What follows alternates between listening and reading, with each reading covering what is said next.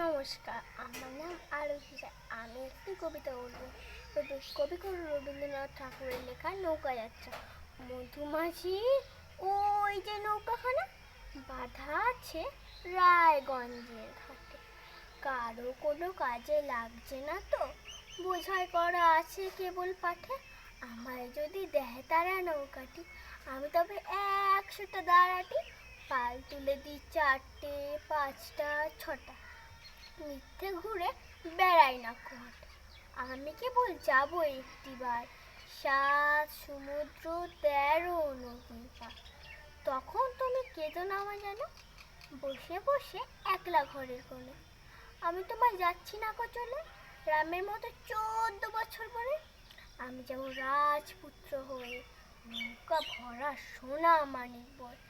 আশুকে আর শ্যামকে নেব সাথে, আমরা মা যাবো 3 জনে। আমি কেবল যাবো একটিবার 7 সমুদ্র 13 নদীর পার। ভোরের বেলা দেব নৌকা ছেড়ে, দেখতে দেখতে কোথায় যাব ভেসে।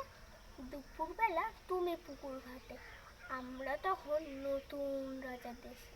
পেরিয়ে যাব তিরুপুরের ঘাট, পেরিয়ে যাব তেপান্তরের মাঠ। ফিরে আসতে সন্ধে হয়ে যাবে, গল্প বলবো তোমার কোলে এসে। আমি কেবল যাব একটিবার 7 সমুদ্র 13 নদীর পার।